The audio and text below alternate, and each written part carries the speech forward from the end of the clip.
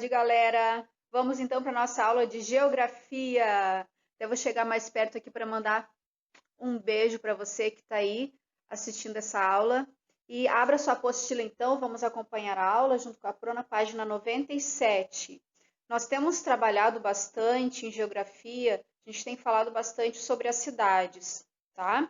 Falamos sobre as paisagens das cidades, as belezas naturais que existem também. Falamos sobre a ação do homem, sobre as paisagens, a ação da natureza também sobre as paisagens, sobre os elementos concretos, elementos não concretos.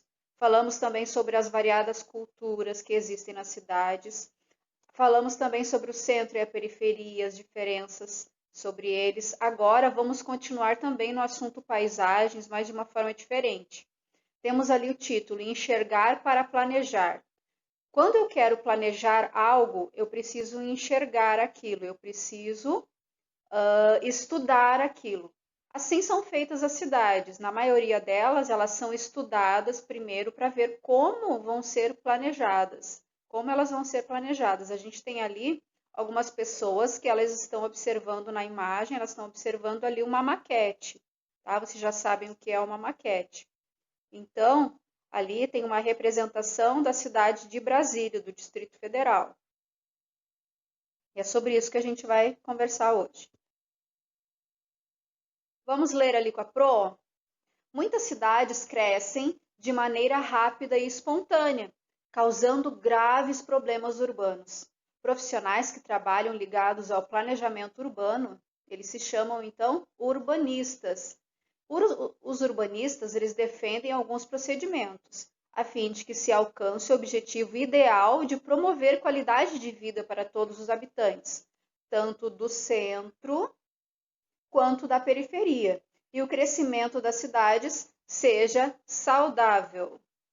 Então, o que eles fazem? Eles planejam, então, para que haja o crescimento da cidade de uma forma saudável.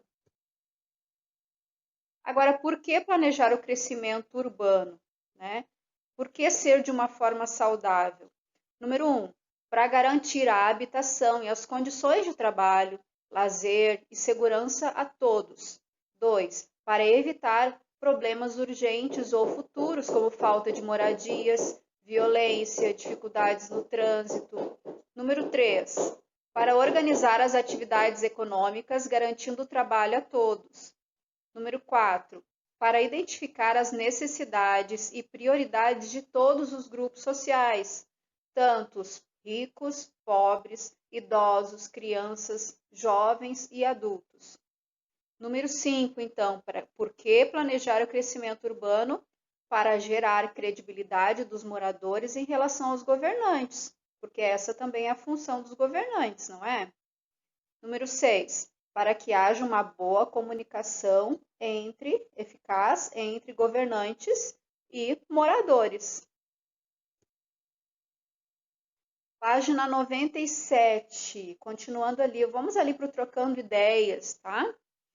Afinal, quem são as pessoas envolvidas no planejamento de uma cidade? A gente já viu que são os urbanistas, tá? Esses profissionais são chamados assim. Agora, não são só eles. Estão envolvidos também toda a comunidade, toda a cidade, são as pessoas também, são as necessidades das pessoas, tá? Que vão fazer com que os governantes e os urbanistas planejem essa cidade.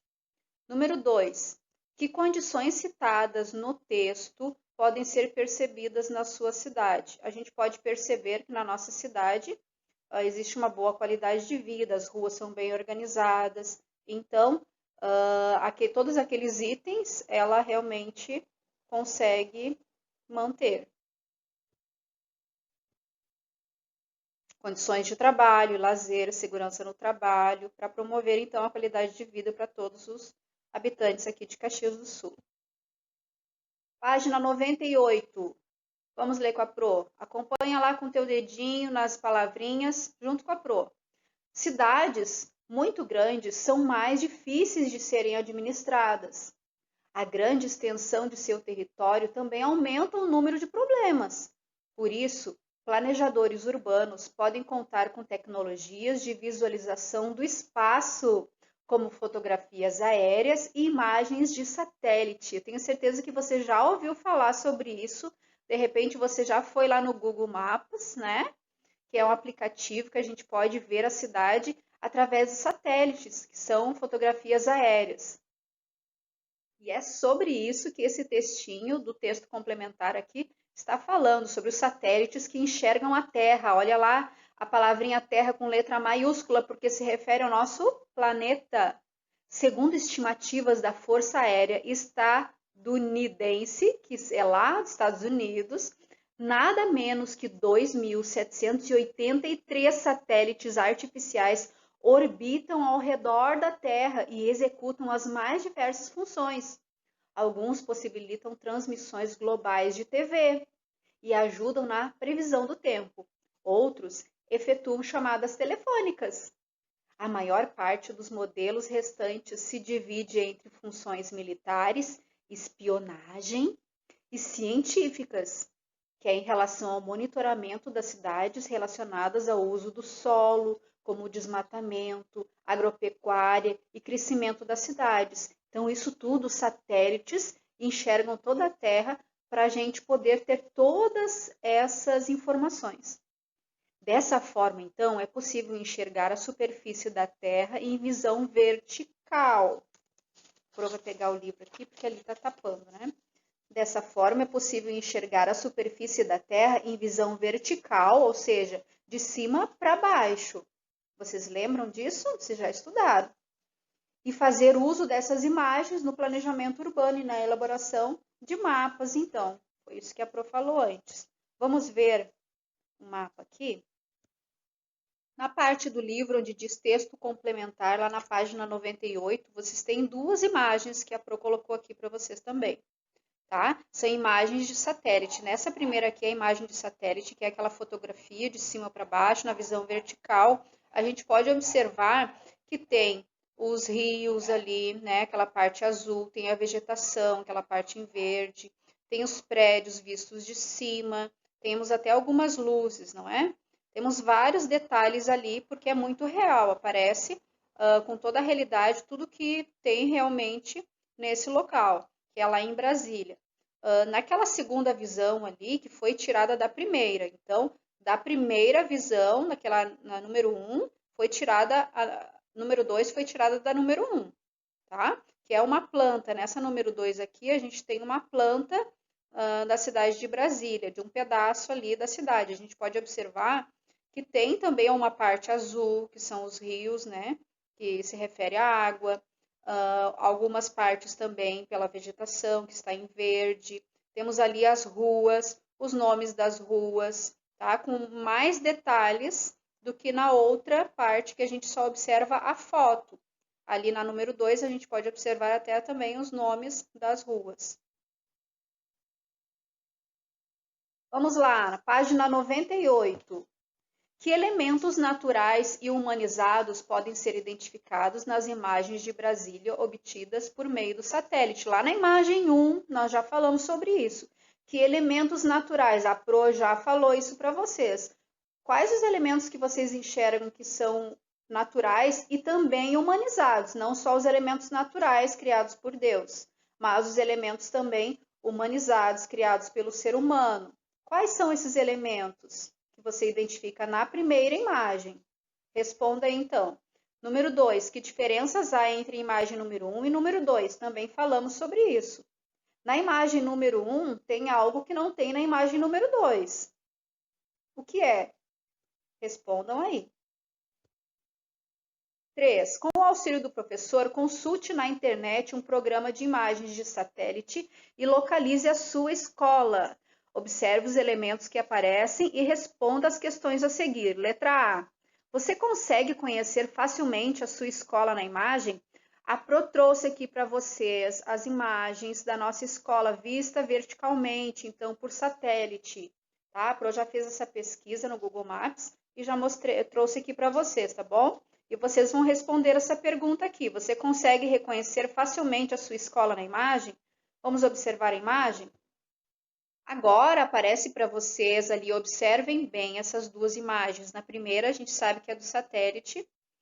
E na segunda imagem ali a gente está vendo que é a planta, né, da nossa cidade. Então ali, ó, no bairro aqui da escola, no bairro Jardim América, então fica a Escola Adventista de Caxias do Sul. Nós temos ali as partes da vegetação que aparece na imagem, dos prédios visto de cima, né?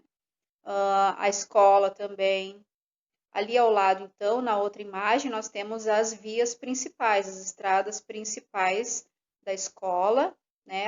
As outras ruas também, as ruas menores, as maiores, todas ali estão em branquinho. A gente pode perceber que fica no bairro Jardim América. Agora, na página 99, responda a pergunta ali, ó. Letrinha B. A forma como a imagem que nós vimos antes, né, mostra a escola e os demais objetos. Que objetos? Os prédios, as rodovias, as ruas, as árvores, etc. É a mesma que você visualiza? É a mesma, sim ou não? Responda então primeiro sim ou não. Depois vocês vão responder por quê. É a mesma forma? Por exemplo, lá no satélite, a gente já viu que a visão vertical. Essa é essa visão que nós temos no dia a dia? Se quando vocês vão lá para a escola, que visão você tem? Lembra que nós temos a visão frontal, né? Que é na altura dos nossos olhos.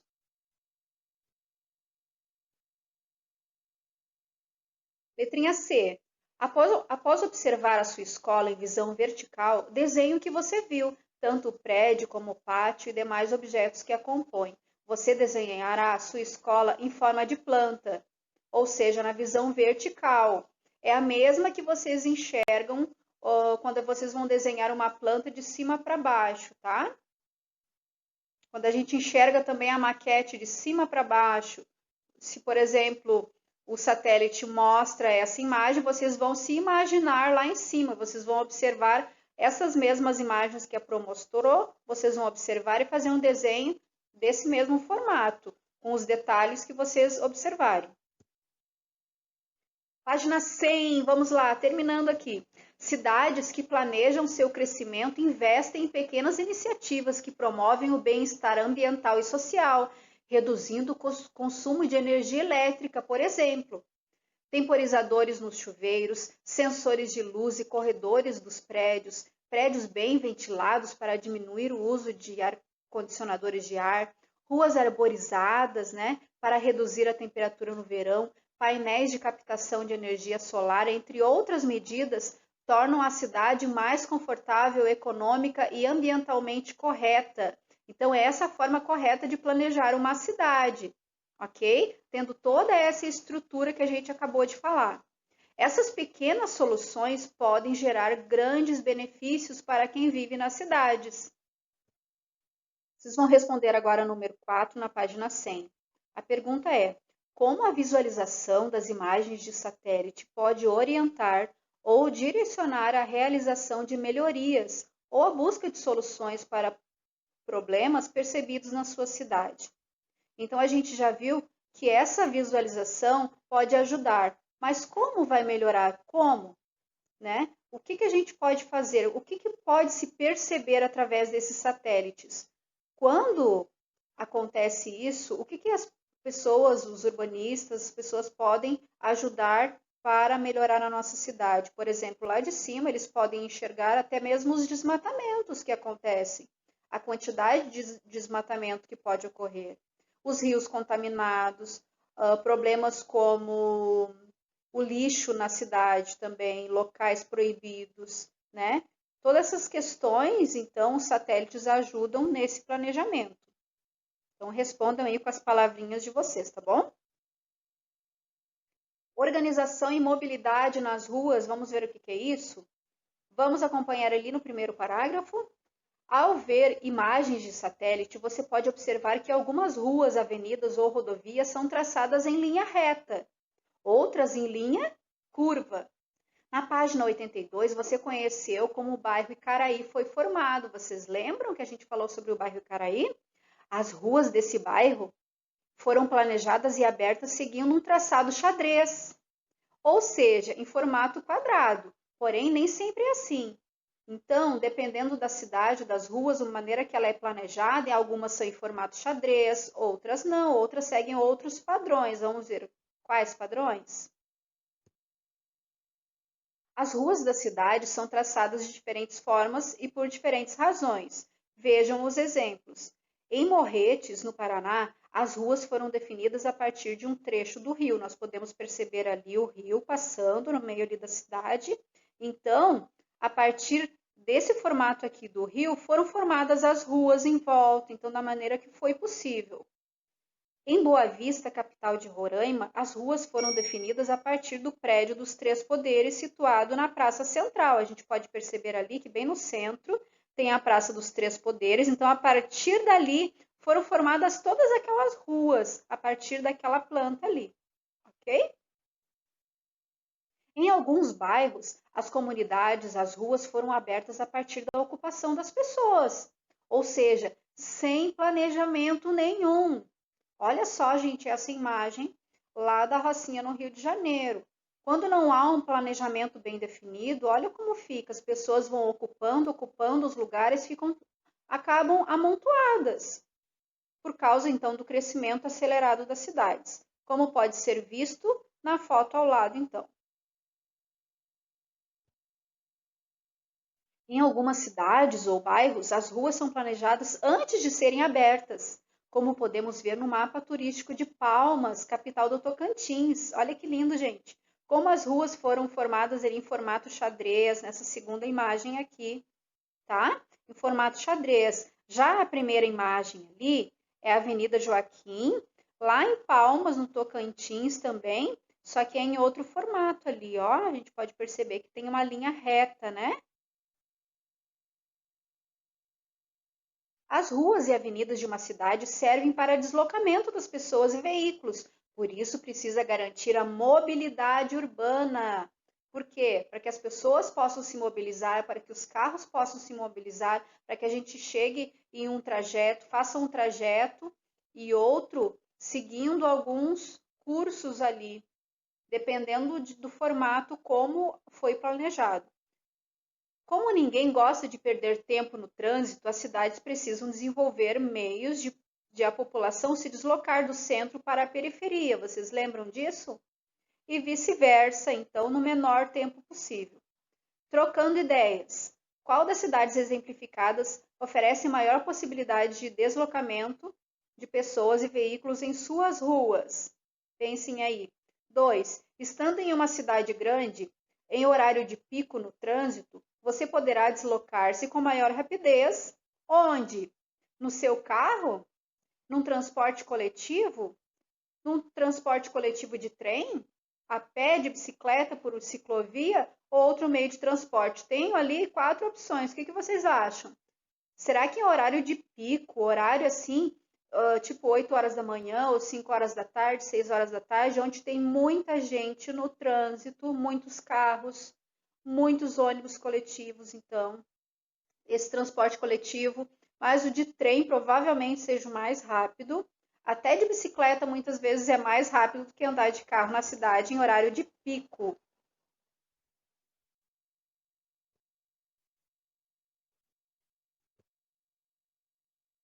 Então é isso, pessoal, por hoje. Um beijo.